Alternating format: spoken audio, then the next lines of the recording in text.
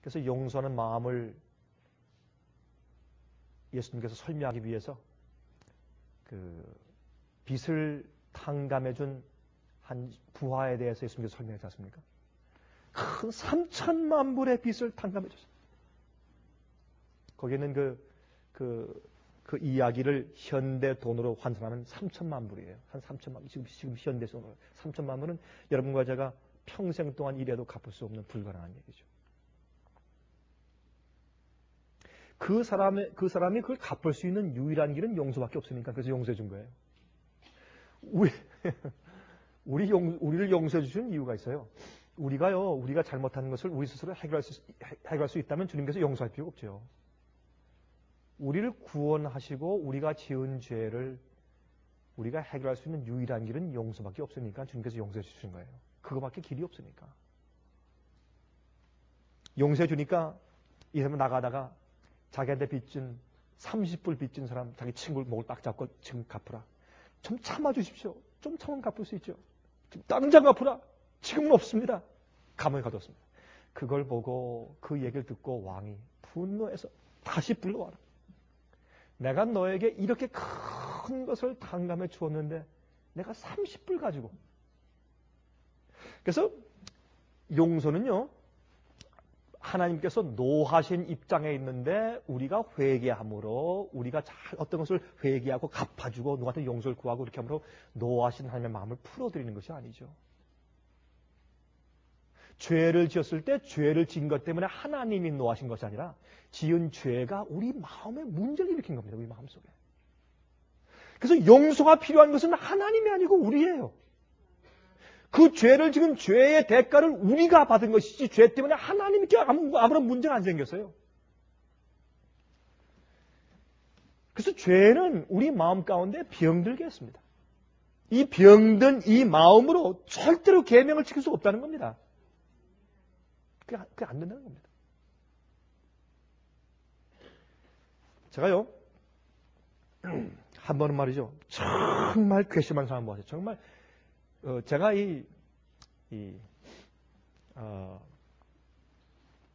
제가 지금까지 살면서 참 그 사람은 정말 괘씸하다.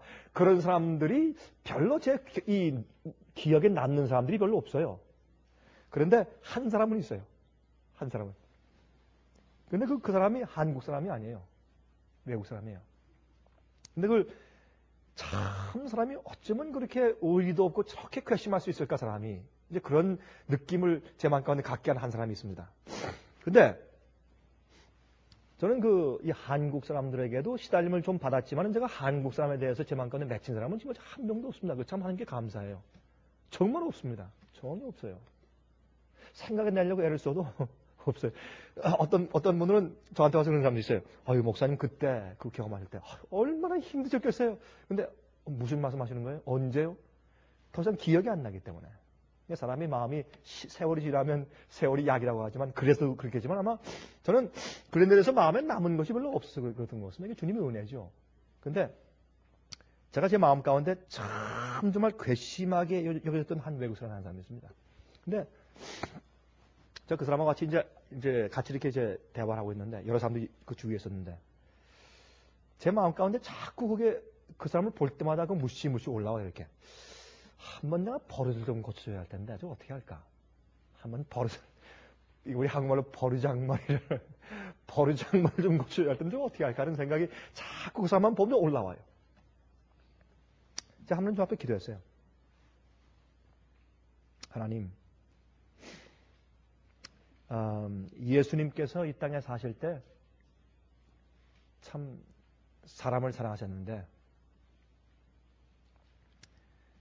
지금 예수님께서 가셨던 그 마음의 분위기를 내 마음 가운데 주시지 않으면 난 절대로 이 사람 사랑할 수가 없습니다. 정말 뭐 하지도 않았는데 괜히 미운 사람이 있다 그러죠? 그렇죠? 근데 이 사람은 꼭 그런 사람이에요. 아주 얄미운 사람이에요. 하는 짓이. 도무지 제가 이렇게 예쁘게 봐주기 어려운 사람이었어요. 근데 제가 참 감사한 경험을 했기 때문에 말씀을 드리는 겁니다. 하루는 기도했어요, 하나님께. 그 사람이 이렇게 말하고 있는 모습을 가만히 지켜보면서 제가 그러나 전 목사인데, 그렇잖아요? 또 머리가 하얀 목사인데 그 앞에서 화낼 수 있어요? 그러면 안 되죠. 체면이 있는데. 제가 지금 그 사람을 용서하고 친절하게 잘 대해주는 것은 제 체면 때문에 하는 것이지 내 마음 가운데 용서의 정신이 있어서 하는 것은 아니에요. 그게 우리예요, 여러분. 많은 경우에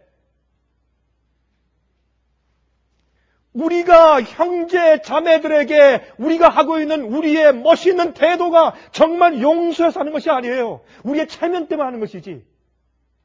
우리가 그들에게 나쁜 성질로 얘기하고 우르락부르락하고 싸우고 이렇게 말을 내뱉으면 우리의 체면이 어떻게 되겠어요? 많은 경우에 그리스도의 방정한 삶은 우리의 체면 때문에 하는 것입니다. 그게 사실이에요.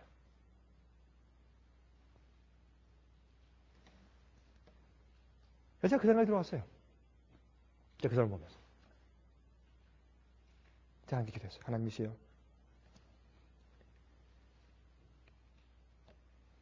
믿음으로 말미암는 의라는 것은 하나님 주께서 말씀하신 것처럼 믿음으로 말미암는 의, justification, 칭의의 경험은 뭐냐면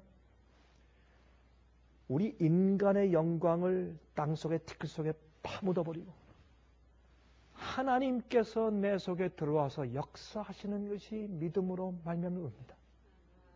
그게 칭의인 것을 내가 기억합니다. 그게 성령의 정의입니다. 인간의 영광, 내 자랑, 내 공로, 내가 뭐 하려고 하고 싶은, 뭐 하려고 하는 것들, 또 내가 뭐 이루었다고 하는 것들, 이런 것들 전부 다 티끌 속에 묻어버리고 하나님 난 안 되고 할 수 없으니 주님의 역사를 내 속에 보내주십시오. 그러면 내가 주님 순종할 수 있습니다. 그걸 뼈저리게 느낄 때 그때 가능하다. 그래서 주님께 하나님 내가 저 사람 사랑해야 되는데 좀 보면 볼수록 저 사람이 내게 끼친 해를 생각하면 참 고약하고 또 어떤 때 가만히 보면 그 하는 행동이 참 얄미운데 주님 내가 이걸 어떻게 해결해야 되겠습니까? 그러니까 남들과 대화할 때 말이죠. 은근히 그 사람에서 안 좋은 평판을 하려고 하는 그런 마음이 자꾸 올라오는 것입니다. 그렇죠? 내 이웃을 내 몸같이 사랑하라. 또 내 이웃에 대해서 거짓 증거하지 말라. 그게 뭐예요? 남들에 대해서 평가해 줄 때 예? 내가 느끼는 내 마음의 ill feeling, 잘못된 감정에 입각해서 평가해 주지 말란 말입니다. 그건 거짓 증거입니다. 그 잘못 주는 것입니다. 남의 이야기를 다른 사람에게 잘못 증거해주고 잘못 얘기해주고 잘못 전달해주는 것입니다. 왜? 내 마음속에 있는 내 마음속의 감정을 감정과 통과해서 나가기 때문에 삐뚤어져 나가는 것이에요. 이렇게. 햇빛이 들어오는데 이게 굴절돼서 나가는 것이에요. 그게 우리 마음은 삐뚤어져 있어요. 그래서 매일 거듭나야 합니다. 제가 저 앞에 기도했어요. 하나님이시여, 저를 좀 도와주십시오. 좀 도와주십시오. 한 주 앞에 기도했어요. 주변 사람들은 다 지금 떠들면서 얘기하지만 다 모르죠. 저 혼자만 이렇게 기도했어요. 하나님만 아시게. 그러고 나니까 제 마음속에 이상한 동기가 솟아올라와요. 저도 모르게 제가 이렇게 얘기 다 끝나고 방 안에서 얘기 한참 하고 끝나고 나가면서 저도 모르게 제 손이 지나가면서 바로 제가 아주 정말 얄밉게 생각하고 그 사람이 저한테 해를 끼쳤는데 그 사람이 지나갈 때 저도 모르게 지나가면서 제가 손을 잡았어요. 이렇게.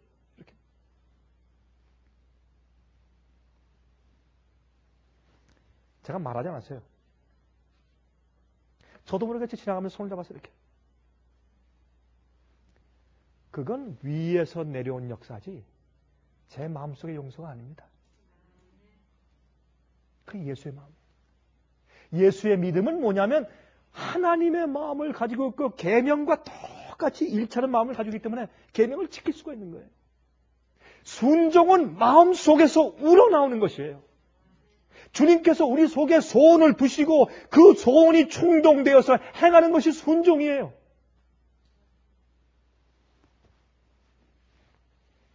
그래서 성령으로 말미암아 우리 마음 가운데 하나님의 사랑이 부어진 바 된다고 말했어요. 우리가 아이들이 잘못할 때 일로 와! 야치고 막 좀 때려준단 말이야. 일로 와! 손을 끌고 와가지고 자 집사님께 좀 잘못했습니다 해. 얘기해. 잘못했습니다. 좀 말씀드려. 그러면 조금 아이들이 뭐라 그래. 얼굴이 시뻘겋고 막 이렇게 부어있어요. 눈물 흘리면서 잘못했어요. 다시 잘 말씀드려. 잘못했어요. 그렇게 억지로 시키죠. 그게 무슨 잘못하는 마음 가운데 절대로 잘못하고 싶다 하겠다는 하겠습니다 말을 하고 싶은 마음이 없죠.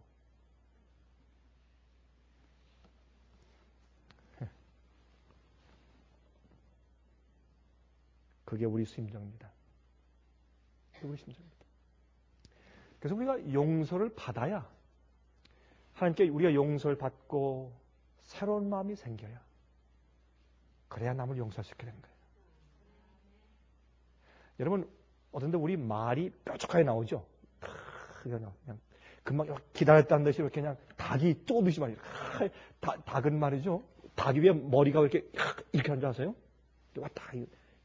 이 닭의 이 목에뼈는 우리 목뼈하고 달라요. 닭은요 무기가 이 주둥이밖에 없어요. 그렇죠? 우리는 발도 있고 손도 있잖아요. 닭은 주둥이밖에 없기 때문에 항상 이렇게 하는 게 칵한다 그러죠 이렇게. 칵이. 우리가 거듭나지 않으면요 우리가 카키래 카키 영어로 카키. 딱 여기다 조금만 이렇게 하고 큰 쪼듯이 많이 나와요.